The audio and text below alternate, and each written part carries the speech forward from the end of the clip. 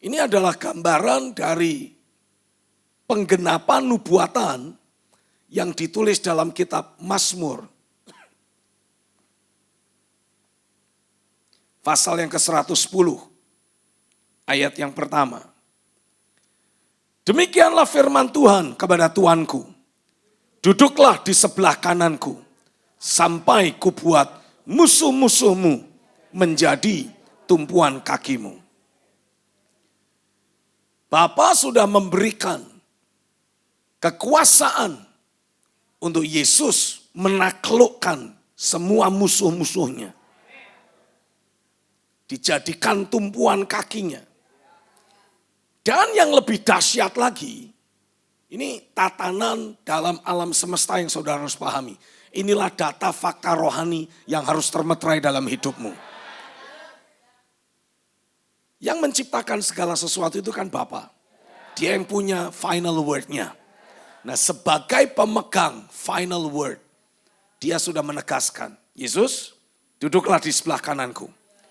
Aku memberi engkau otoritas kekuasaan jauh lebih tinggi dari semua pemerintah, penguasa, kekuasaan, kerajaan, dan tiap-tiap nama yang dapat disebut. Aku buat semua musuh-musuhmu tunduk di bawah kakimu. Lalu dia berpaling kepada orang-orang percaya. Dia berkata, gereja Tuhan, aku menjadikan engkau sebagai tubuh dari anakku Yesus. Aku menjadikan Yesus yang aku lantik menjadi kepala dan engkau tubuhnya. Jadi dengan kata lain, apa yang Bapa katakan kepada Yesus, aku memberi engkau kuasa dan kekuasaan jauh lebih tinggi dari semua pemerintah, penguasa, kekuasaan, kerajaan, dan tiap-tiap nama yang dapat disebut. Dan aku buat musuh-musuhmu ada di bawah kakimu. Ingat, kaki bagian dari kitalah yang akan menginjak-injak musuh itu. Amin. Dia cuma memberi perintah. Yesus sebagai kepala hanya kasih perintah. Injak itu musuh-musuhku. Yang melakukan siapa? Gereja. Kita orang-orang percaya. Jadi dari satu ayat ini saja, dari satu prinsip firman ini saja, saudara mendapati bahwa tidak ada iblis yang terlalu kuat buat kita lagi. Tidak ada lagi. Tidak ada lagi.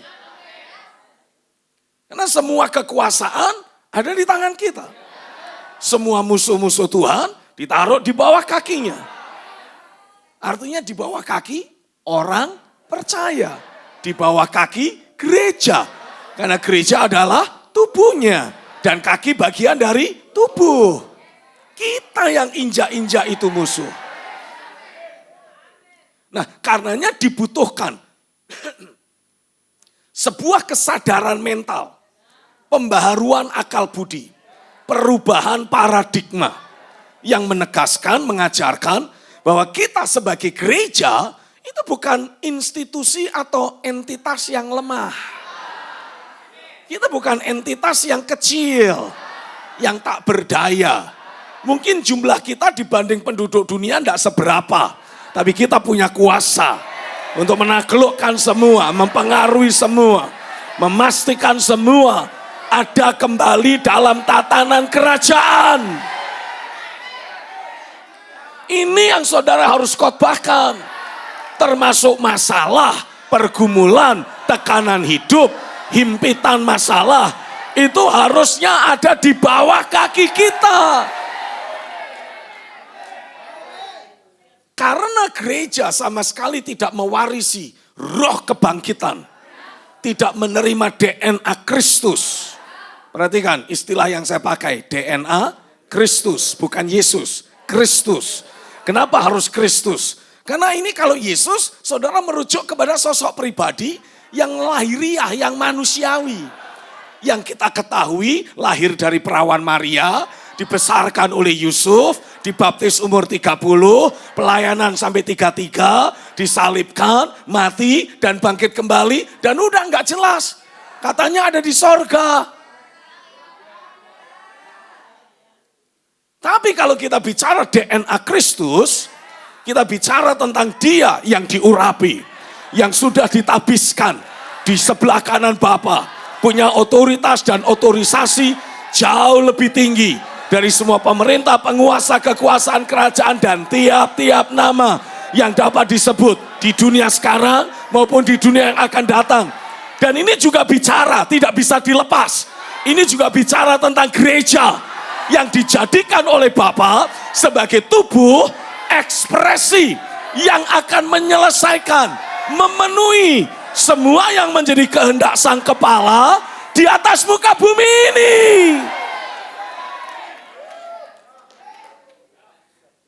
Amin. Nah, ini harus dibangun menjadi dasar keyakinan. Ini harus dibangun menjadi paradigma baru. Ini harus disetting menjadi proses berpikir kita. Sehingga kalau kita harus ambil keputusan apapun yang kita buat selalu sejalan. Selalu selaras dengan apa yang sudah digariskan sebagai tatanan baru di alam semesta ini. Amin. Jadi kalau saudara khotbah, awas. Nggak boleh lagi bilang, Tuhan tidak pernah menjanjikan langit selalu biru. Gombalu. You nggak tahu apa yang terjadi saat Yesus dipermuliakan. Gereja dijadikan tubuhnya. Sebagaimana Kristus berotoritas, berkuasa atas segala sesuatu. Demikian pula gerejanya. Demikian pula orang percaya. Engkau punya kuasa, otoritas, kekuasaan untuk menaklukkan apapun.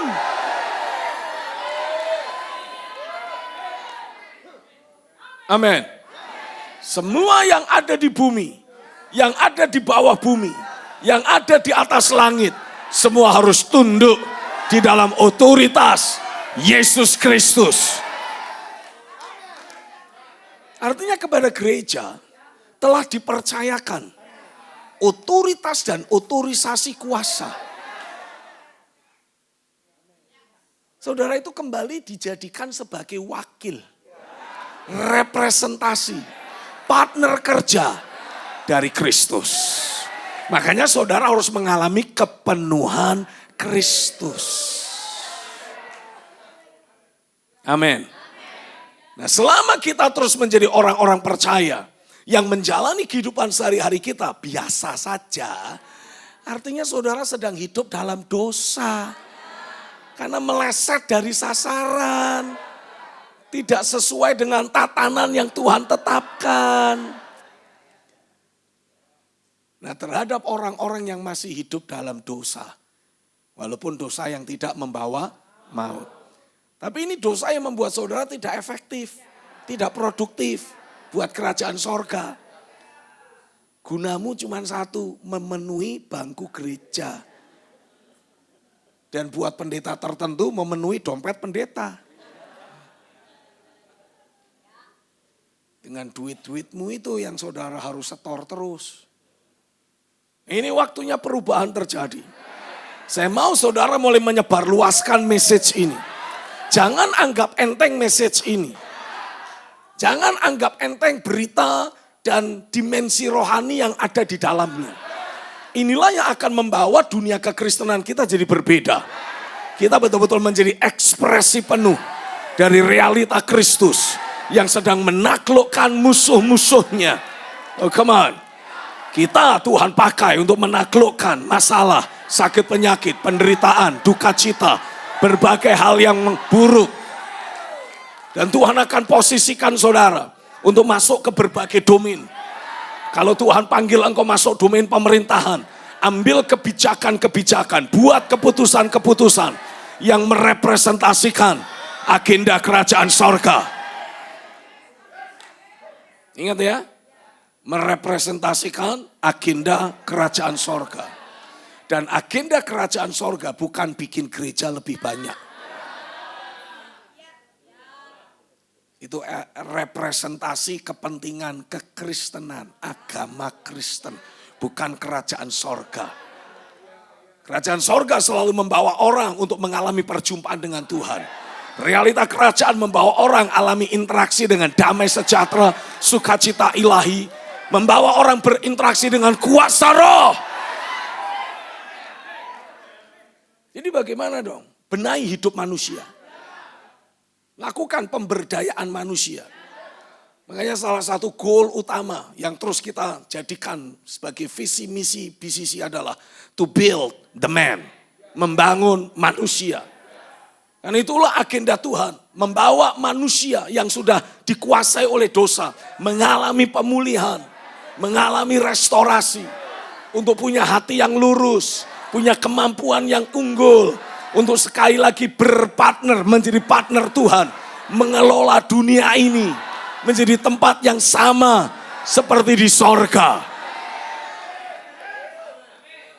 Loh, Pak, apa bisa orang-orang yang tidak terima Yesus dipakai seperti itu? Bisa. Kenapa enggak? Karena Bapamu di sorga tidak cuma kasih matahari untuk orang Kristen. Bapamu di sorga tidak cuma turunkan hujan untuk para pendeta.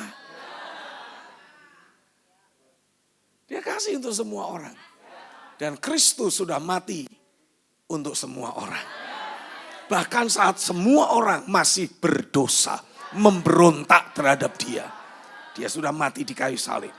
Untuk apa? Untuk jaminan penebusan. Kenapa ada sebuah ilustrasi? Ada seorang raja membuat pesta pernikahan untuk anaknya. Lalu kemudian dia mengundang orang-orang tertentu. Tapi orang yang diundang tidak ada yang datang. Jadi dia kasih perintah kepada hamba-hambanya.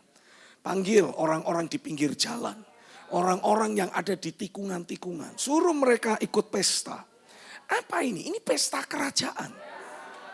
Lewat kematian dan kebangkitan Kristus, kuasa dosa dihancurkan. Apa sih yang menjadi efek dosa? Manusia menjadi terpisah dari Tuhan. Manusia terus mengalami kemerosotan. Jadi semakin tua, mati. Ada orang di sini. Manusia mengalami hatinya bengkok. Manusia mengalami tekanan hidup. Ada dalam kutukan. Itu semua efek dosa. Nah, pesta kerajaan adalah pesta yang didasarkan pada korban kematian dan kebangkitan Kristus. Di mana dosa dikalahkan. Jadi orang-orang yang diundang gak mau datang, hamba-hambanya. Engkaulah hamba-hambanya. Diutus untuk panggil orang-orang di pinggir jalan. Untuk apa? Menikmati pesta kerajaan. Mereka bisa kembali menikmati damai sejahtera, menikmati sukacita, menikmati kesembuhan, menikmati kelepasan, mengalami terobosan. Tanpa engkau intimidasi, harus jadi Kristen dulu. Halo, amin. Nikmati pesta itu. Itulah pesta yang Tuhan sediakan di Sion. Itulah pesta yang Tuhan sediakan untuk orang-orang percaya. Makanya Alkitab menubuatkan pada hari-hari yang terakhir. Aku akan mencurahkan rohku ke atas semua manusia. Saat roh dicurahkan, hidup yang baru dimulai. Mana itu? Mazmur berapa itu? Sebentar. Ada yang masih ingat Mazmur berapa ya? Oh Tuhan, tolong kami. Sebentar.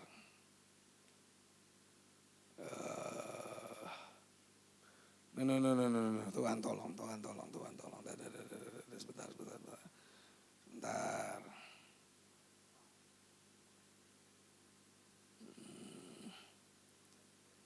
Berapa? 104 ya. Mana. 104.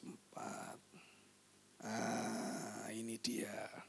Ayat yang ke-30, Mazmur 104, ayat 30. Apabila engkau mengirim rohmu, mereka tercipta.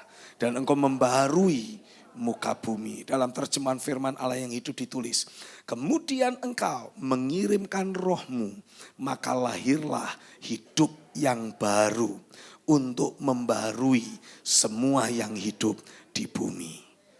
Jadi ketika roh dicurahkan, hidup yang baru dimulai. Come on. Dalam Yesaya pasal yang ke-32, dituliskan ayat yang ke-15. Yesaya 32 mulai ayat 15. Sampai dicurahkan kepada kita roh dari atas. Maka padang gurun akan menjadi kebun buah-buahan. Dan kebun buah-buahan itu akan dianggap hutan.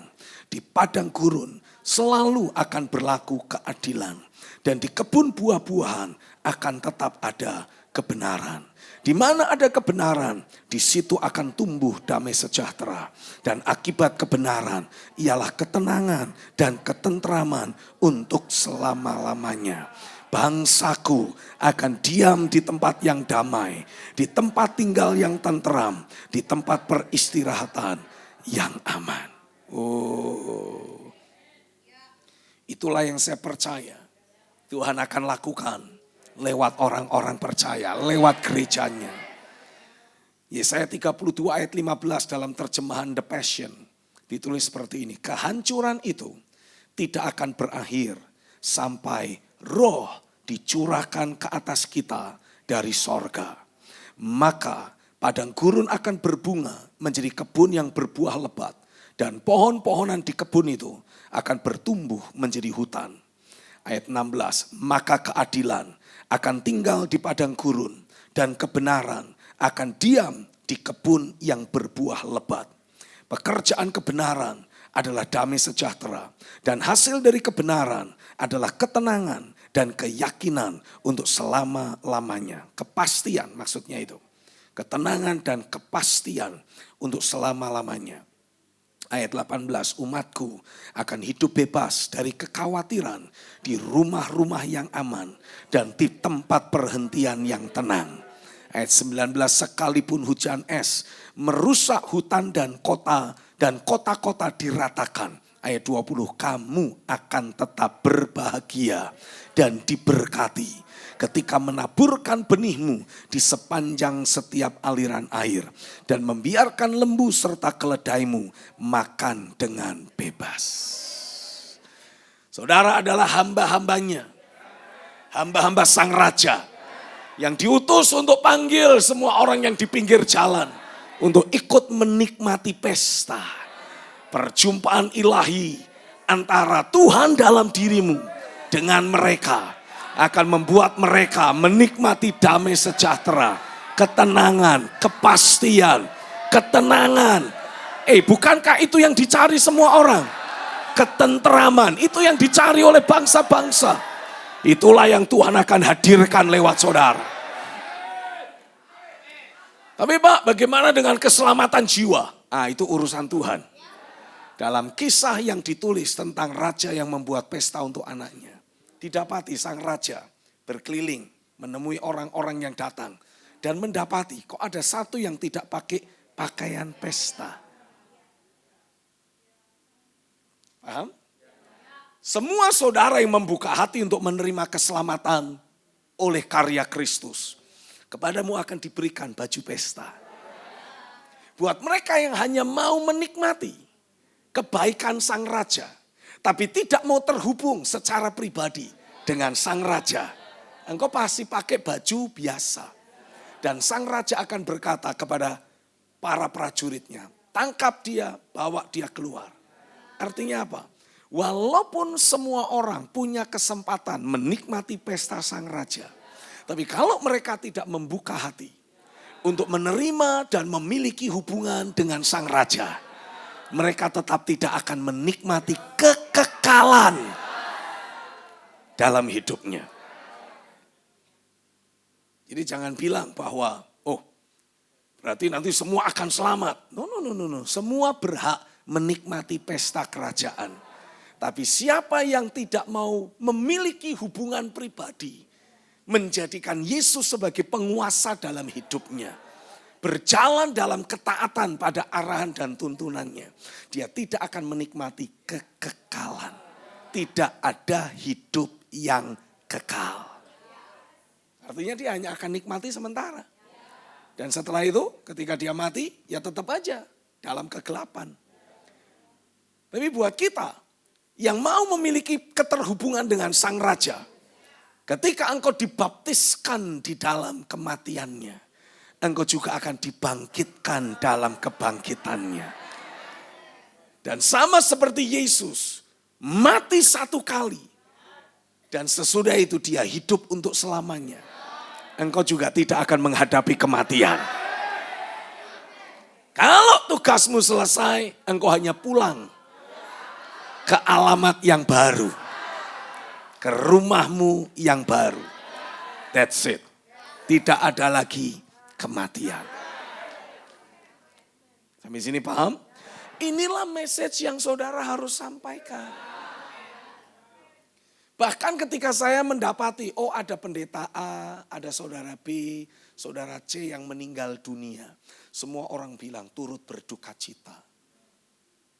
Saya nggak pernah bikin ucapan turut berduka cita. Saya selalu bilang, selamat jalan kekasih Tuhan. Atau pakai istilah lain, welcome home brother. Dan buat keluarga yang ditinggalkan, saya bilang gini, you salah kalau nangis, you salah kalau sedih. Gimana sih, kamu percaya enggak? Keluargamu yang kau cintai itu pergi ke tempat yang lebih baik. You sayang enggak sama orang itu? Sayang, sayang. Nah kalau kamu sayang, kamu harusnya happy kalau dia mendapat yang lebih baik. Kenapa kamu tangisi? Karena aku enggak ketemu dia lagi. Nah ini masalahnya. Banyak orang terus hidup secara lahiriah. Sehingga ketika seseorang mati, dianggapnya apa? Meninggalkan dirinya. Padahal orang itu tetap hidup dalam ingatannya. Makanya Alkitab bilang apa? Ingatan terhadap orang benar mendatangkan berkat. Jadi walaupun orang itu sudah tidak bersama kita, dia masih terus hidup di dalam kita. Yesus sendiri berkata kepada murid-muridnya ketika dia memecahkan roti. Dia bilang, inilah tubuhku dipecahkan bagi kamu. Dia kemudian tuangkan anggur, inilah darahku. Darah perjanjian. Betul ya? Apa yang Yesus katakan? Lakukanlah ini untuk mengingat aku. Yesus ada di mana? Ayo bingung nih. Yesus ada di mana? Dalam dirimu. Dan saudara bisa mengaktifasi kembali lewat ingatanmu. Makanya Yesus bilang, ingatlah akan aku. Setiap kali kamu melakukan ini, ingatlah akan aku. Yesus tidak pernah meninggalkan kita. Orang yang kau kasih juga tidak pernah meninggalkan kita. Dia malah pindah ke tempat yang lebih baik. Jadi saya selalu bilang apa? Jangan sedih. You harusnya happy. Kalau you sayang sama orang itu harusnya happy. Saya happy kalau anak saya hidupnya lebih baik. Dia meninggalkan saya, tapi hidupnya lebih baik. Saya happy. Nah keluarga kita meninggalkan kita, tapi dia menikmati hidup yang lebih baik. Happy lah. Nah ini mindsetnya lagi. Paradigma lagi yang harus diganti, dirubah. Ya saudara sih enggak perlu ngomong selamat. Ntar dibilangnya pendeta kurang ajar lagi. Orang lagi berduka cita ditinggal pergi malah selamat. Ya, saudara cukup bilang selamat jalan kekasih Tuhan. Yalah Roh Kudus menguatkan yang ditinggalkan. Diberi penghiburan. Lalu saudara ngomong sama orangnya langsung. Dah gak usah nangis. Senyum, sukacita. Kenapa? Keluargamu sudah menikmati kemuliaan. Kalau mau nangis, tangisi dirimu. Lu iya, lu kita masih harus bergumul dengan banyak hal. Dia mah tinggal enak-enak doang. Menikmati kemuliaan. Lah kita masih harus menghadapi tantangan hidup. Pusing mikirin urusan gaji karyawan.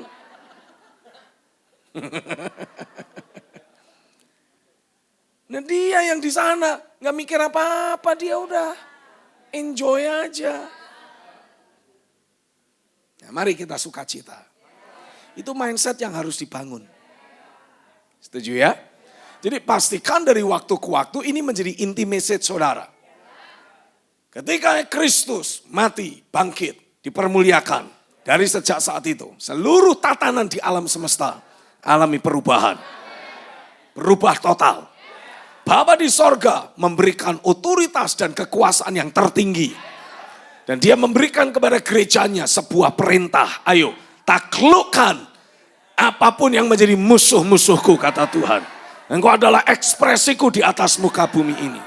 Engkau adalah tubuhku di atas muka bumi ini.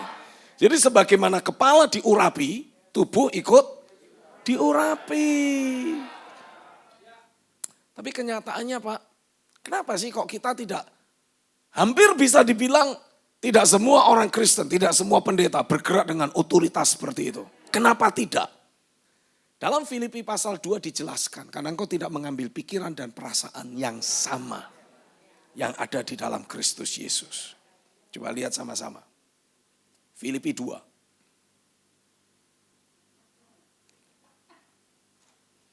Tolong renungkan ini secara mendalam. Cuma 2 orang. Ini prinsip-prinsip yang harus menjadi bahan perenungan secara mendalam. Untuk saudara kemudian jadikan sebagai dasar keyakinan. Patokan utama untuk berpikir, menganalisa, membuat pertimbangan, dan membuat keputusan. Bahkan ini harus menjadi intisari setiap khotbah yang saudara sampaikan. Ingat, tidak boleh lagi ada istilah khotbah. Di dunia kita pasti menderita. Yesus bilang, memang you menderita tapi jangan takut, aku telah mengalahkan dunia. Jangan terus punya mentalitas sebagai korban. Jangan jadi victim terus. Jadilah pemenang, jadilah penakluk, miliki roh terobosan, miliki DNA Kristus. Ini DNA pemenang, DNA penakluk. Nah, itu yang harus dibangun dalam diri kita. Amin. Oke, ayat yang kelima. Filipi 2 mulai ayat yang kelima. Hendaklah kamu dalam hidupmu bersama menaruh pikiran dan perasaan yang terdapat juga dalam Kristus Yesus. Yang walaupun dalam rupa Allah tidak menganggap kesetaraan dengan Allah itu sebagai milik yang harus dipertahankan. Melainkan telah mengosongkan dirinya sendiri dan mengambil rupa seorang hamba dan menjadi sama dengan manusia. Dan dalam keadaan sebagai manusia, ia telah merendahkan dirinya dan taat sampai mati. Bahkan sampai mati di kayu salib. Itulah sebabnya Allah sangat meninggikan dia dan mengaruniakan kepadanya nama di atas segala nama. Supaya dalam nama Yesus bertekuk lutut segala yang ada di langit dan yang ada di atas bumi dan yang ada di bawah bumi. Dan segala lidah mengaku Yesus Kristus adalah Tuhan bagi kemuliaan Allah Bapa. Alkitab menuliskan, saudara harus memastikan pikiran dan perasaan yang sama. Seperti yang dimiliki oleh Yesus Kristus juga ada dalam hidupmu. Kita mengadopsinya. Apa sih pikiran dan perasaan yang ada dalam diri Kristus? Kerelaannya untuk mengosongkan diri. Selama saudara tidak terus membenahi sikap hatimu. Engkau pengennya nonjol, pengennya terkenal, pengennya hebat, pengennya semua mata tertuju kepadamu, lampu sorot tertuju kepadamu semua. Kalau itu yang terus ada dalam sikap hatimu, saudara tidak akan pernah bisa dipercayai untuk membawa otoritas dan kekuasaan. Come on. Tuhan ingin memastikan saudara melewati proses mengosongkan diri. Tuhan mau engkau melewati proses menganggap yang lain lebih utama dari dirimu sendiri. Yang saudara pikirkan adalah orang lain, bukan dirimu. Ada orang di sini. Yang saudara anggap lebih penting orang lain, bukan kepentinganmu. Nah, selama sikap hati ini belum terbangun, saudara akan tetap menjadi orang Kristen normal. Nah, saya pengen pakai istilah ini, Kristen normal dan Kristen supernatural. Saya berdoa Tuhan bawa saudara jadi Kristen supernatural. Tapi supaya kita pindah dari Kristen normal jadi Kristen supernatural, saudara harus adopsi pikiran dan perasaan yang sama seperti yang Kristus miliki. Yang pertama, Kristus rela mengosongkan dirinya. Saudara harus terus belajar mengosongkan dirimu dari semua hak, semua keinginan, ambisi, cita-cita. Ada orang di sini. Apa tujuannya? Supaya engkau betul-betul dimiliki oleh Allah. Nggak ada niat sendiri, nggak ada kemauan sendiri, nggak ada ambisi sendiri. Engkau hanya berkata, biarlah isi hatimu, itu yang jadi isi hatiku. Keinginanmu jadi keinginanku. Bukan yang aku kehendaki, ya Bapa, jadilah kehendakmu. Bayangkan kalau Yesus di Taman Getsemani saat berdoa, lalu dia bilang, Bapa, lalukan cawan ini daripadaku. Aku tahu engkau selalu mendengarkan aku. Lalukan. Amin. Udah. You mati semua. Gak ada penebusan. Gak ada penebusan. Karena Bapak pasti akan, ya sudah, malaikat bikin rekayasa. Situasi keadaan tiba-tiba dirubah sedemikian rupa. Yang ditangkap Yudas orang lain. Yang disalibkan orang lain. Sehingga tidak ada penebusan. Mungkin Yesus menikah, punya anak, punya keluarga, bikin usaha, jadi milioner.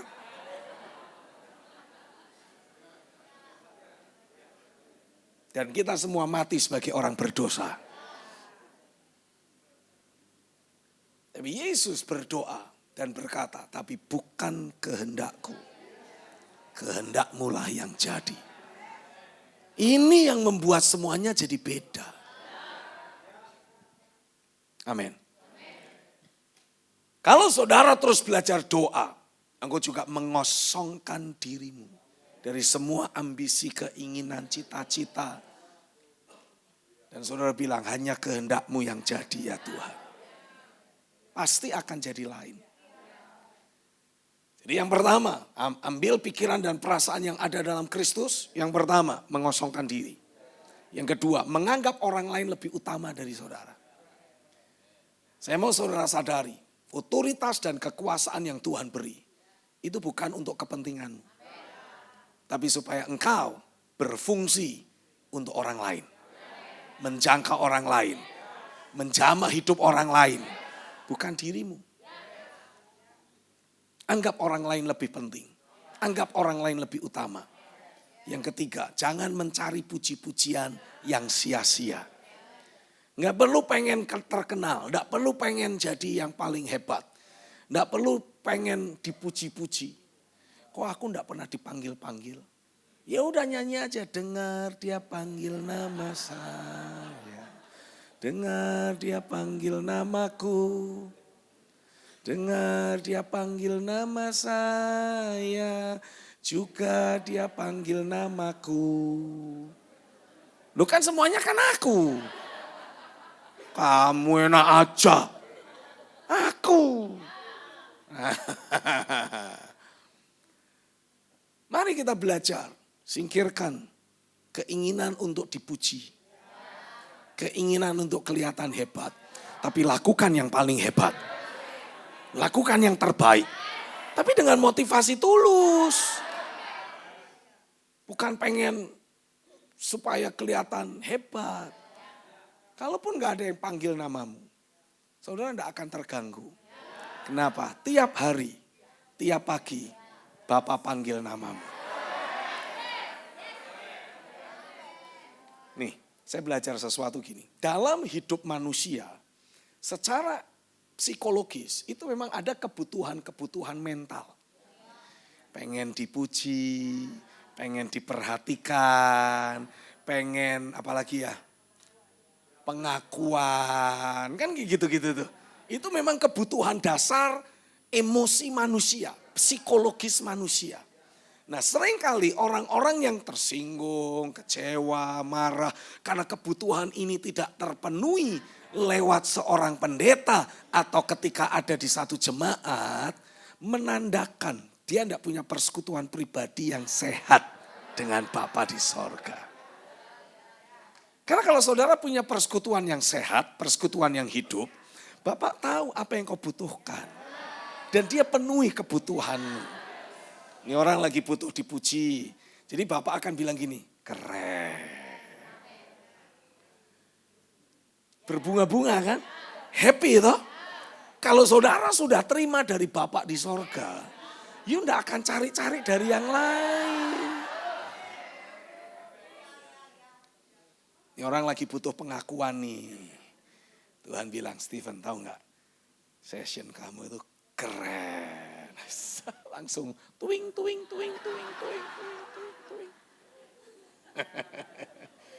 Nah karena sudah dipenuhi oleh Bapak, saudara enggak puji juga enggak apa-apa. Yang penting saya memberi yang terbaik. Dan Bapak menilai, Bapak memuji. Dan Bapak enggak pernah memuji itu, istilahnya apa ya? PHP. Atau cuman sekedar pengen biar kita hebat, tersanjung. Enggak. Lip service, nah itu kalimat yang saya cari dari tadi. Bapak ketika puji, dia puji dengan tulus. Enggak pernah lip service. Orang sering lip service. Nah. Tapi itu artinya saudara lagi haus pujian yang sia-sia. Sekalinya disalami, wis keren masakannya enak loh. Bukan saya, Yesus. Sepanjang yang saya tahu, Yesus itu tukang kayu. Bukan chef, tukang masak.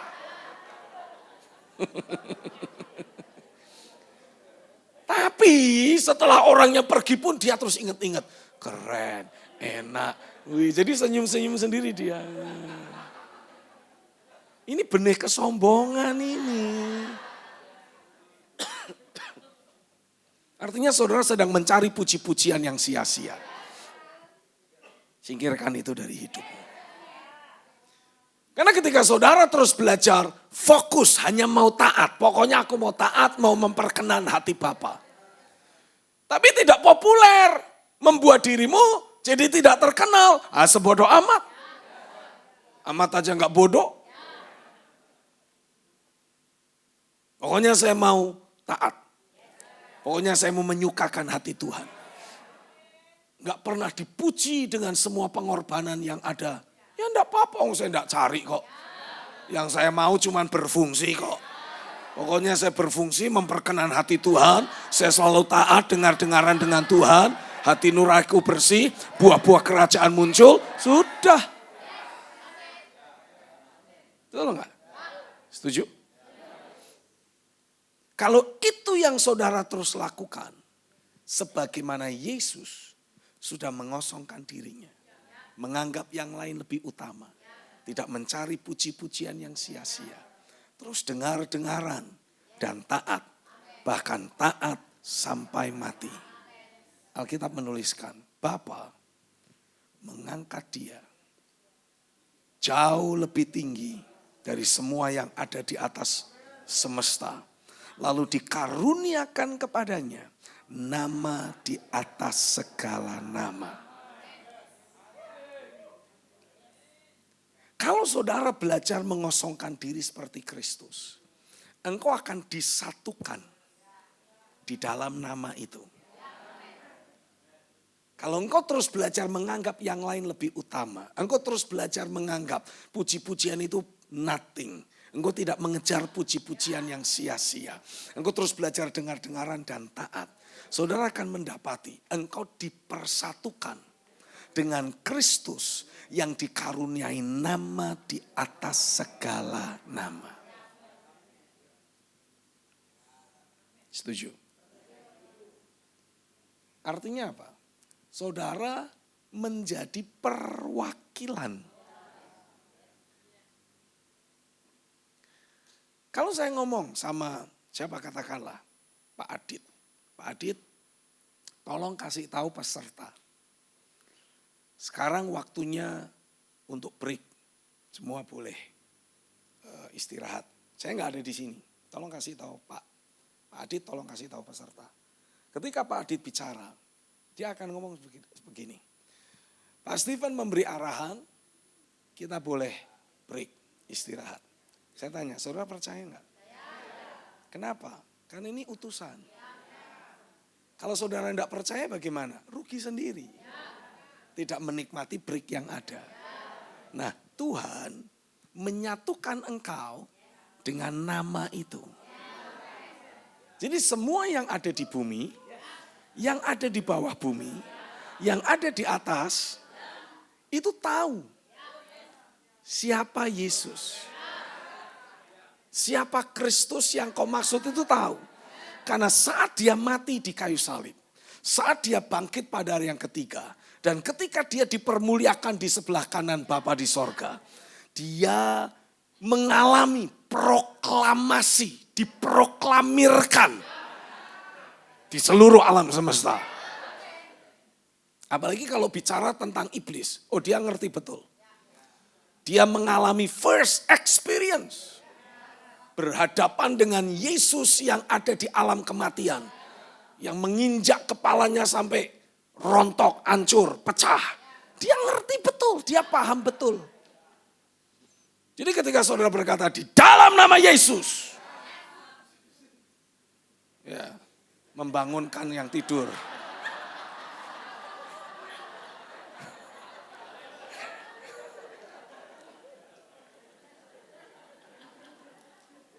Itu iblis itu paham, ngerti.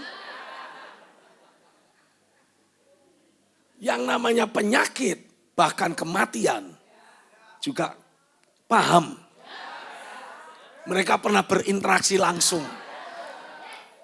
Dan seluruh tatanan semesta, itu sudah mengalami betul. Bagaimana Bapa sebagai pencipta langit dan bumi, memproklamirkan, nih mulai sekarang, ini yang in charge. Inilah orang yang in charge. Inilah pribadi yang berotoritas, berkuasa, menjadi pokok keselamatan abadi atas seluruh alam semesta. Nah ketika Bapa berkata ini yang in charge, dia tidak cuma nunjuk Yesus.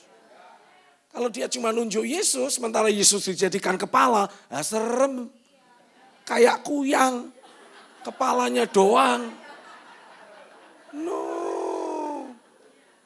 Nih saudara juga harus pakai imajinasimu untuk memahami firman. Amin. Jadi ketika Bapa berkata, hey seluruh semesta, aku memberikan nama di atas segala nama. Aku memberikan otoritas dan otorisasi jauh lebih tinggi dari semua penguasa, kekuasaan, kerajaan dan tiap-tiap nama yang dapat disebut. Lalu dia menunjuk, inilah dia. Dia bukan cuma menunjuk Yesus sang kepala. Dia juga menunjuk kita sebagai tubuhnya. Kita adalah bagian. Nah, supaya sekian banyak orang Kristen yang ada bisa menjadi bagian dari tubuh yang ditunjuk oleh Bapa. Menjadi representasi kelanjutan kuasa kekuasaan atas seluruh alam semesta. Paulus menegaskan, ambil pikiran dan perasaan yang sama seperti yang ada dalam Kristus, supaya engkau membawa DNA yang sama, engkau memiliki kehidupan yang sama, engkau menyatu dengan Dia, engkau dipersatukan di dalam tubuhnya. Hari ini saya berdoa, biarlah setiap kita sebagai hamba-hamba Tuhan, setiap kita sebagai jemaat, kita betul-betul alami campur tangan Tuhan, pekerjaan firman dan roh membawa kami terus mengosongkan diri, membawa kami menganggap yang lain lebih utama. Tidak mencari kepentingan sendiri. Tidak mencari puji-pujian yang sia-sia. Memastikan setiap kami terus jalan dalam ketaatan. Walaupun tidak populer, walaupun secara manusia tidak menjadikan penting, tapi kami mau taat. Kami mau dengar-dengaran dan terus taat. Kami hanya mau berfungsi dan menyukakan hati Bapa di sorga. Biarlah dimensi ini termeterai. Biarlah sikap hati ini terbangun. Biarlah kehidupan ilahi ini menyatukan kami dengan keberadaan Kristus sendiri. Terjadilah di dalam nama Yesus. Amin. Makanya ketika anak-anak Skewa ngusir-ngusir setan. Setannya bilang, Yesus aku tahu. Paulus aku kenal. Sudah tahu apa maksudnya? Maksudnya Yesus, kami punya first experience. Kami tahu betul, kami ngalami betul. Interaksi langsung dengan satu itu. Lalu gimana dengan Paulus? Ini sama aja. Paulus sudah disatukan. Jadi sebagaimana Yesus injak kepala si ular tua, Paulus menghancurkan banyak pekerjaan musuh, manifestasi dari roh jahat, termasuk segala aktivitas manifestasi maut, kuasa dosa, ini juga dihancurkan. Kenapa? Karena Paulus telah menyatukan hidupnya dengan Kristus.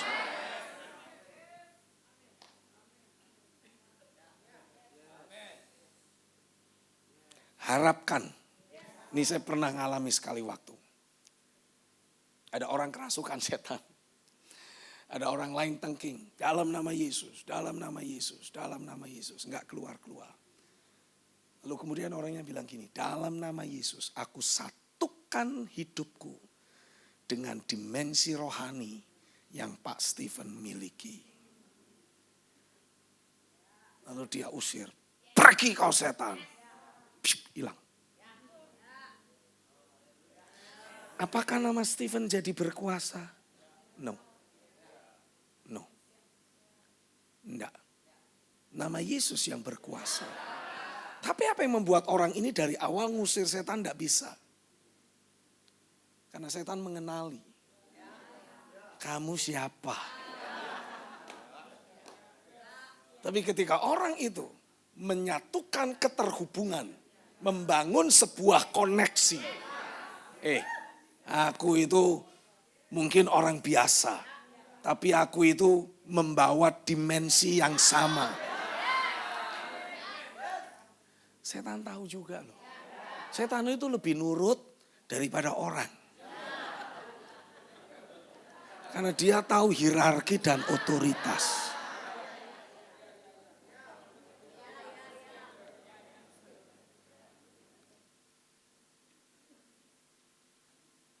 Saya tidak bilang saya lebih hebat dari Yesus atau yang lain. Tapi saya mendapati dari peristiwa itu kita belajar. Apa yang ada di dalam alam roh. Semua ada dalam tatanan. Kalau saudara ingin hidup dalam kuasa, otoritas, pastikan kau ada dalam tatanan. Kalau saudara ada dalam tatanan, orang tidak lihat lagi. Apapun yang ada di atas muka bumi ini tidak lagi melihat dirimu. Yang dia lihat adalah siapa yang mengutusmu. Dengan siapa engkau terhubung.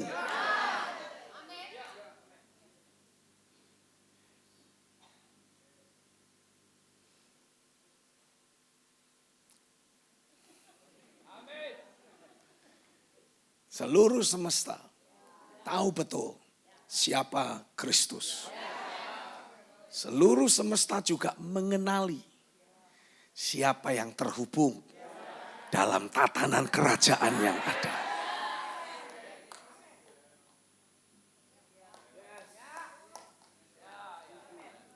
Dengan siapa engkau terhubung akan ikut menentukan apa yang engkau akan alami.